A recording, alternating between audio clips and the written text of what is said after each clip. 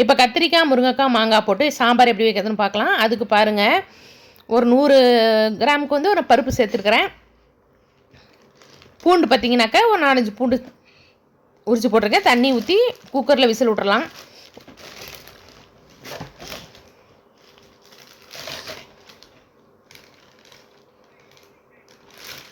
பருப்பு பாருங்கள் வெந்துருச்சு, நல்லா மசிச்சு விட்டுறலாம். அப்புறம் தாளிக்கிறதுக்கு பாருங்கள் எண்ணெய் ஊற்றியாச்சு.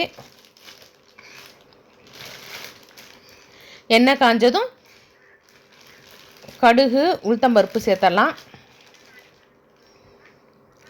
வெந்தயம், ஜீரகம் எல்லாம் சேர்த்துடலாம். பாருங்கள் வெந்தயம் சேர்த்தாச்சு, ஜீரகம் சேர்த்தாச்சு. அப்புறம் பாருங்கள் சின்ன வெங்காயம், நல்லா ஒரு 2 பிடிச்ச சின்ன வெங்காயம் அரிஞ்சு வச்சுருக்கிறேன். பச்சை மிளகா 2, வர மிளகா 2, கருவேப்பிலை சிறிதளவு எல்லாத்தையும் போட்டு வதக்கிடலாம்.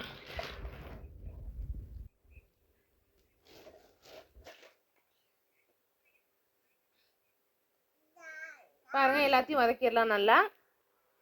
வெங்காயம் பாருங்கள் வதங்கிருச்சு நல்லா ப்ரௌனாக. அப்புறம் வந்து தக்காளி பழம் பார்த்திங்கன்னா ஒரு 2 தக்காளி பழம் அரிஞ்சு வச்சுருக்கிறேன். அடுத்து அதை போட்டு வதக்கிடலாம்.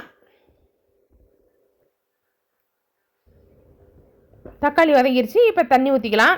இப்போ பாருங்கள் கத்திரிக்காய் சேர்த்துடலாம், முருங்கைக்காய் சேர்த்துடலாம்.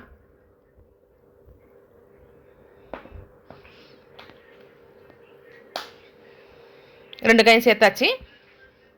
அடுத்து சாம்பார் பொடி சேர்த்துடலாம். ஒரு 3 ஸ்பூன் போட்டிருக்கிறேன். பெருங்காயத்தூள் பாருங்கள் ஒரு அரை ஸ்பூன் போட்டிருக்கேன். உப்பு தேவையான அளவு சேர்த்துக்கலாம். இப்போ நல்லா எல்லாத்தையும் கிண்டி விட்டு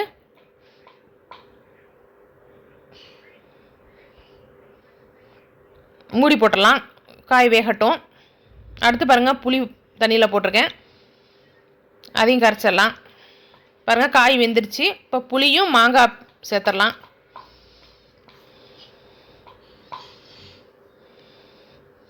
பாருங்கள் புளி தண்ணியும் கொதிச்சிருச்சு.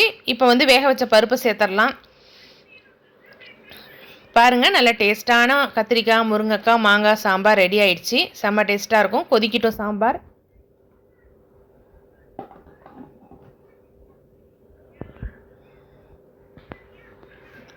பாருங்கள் நல்ல டேஸ்ட்டாக இருக்கும். ஈஸியாகவும் செஞ்சிடலாம்.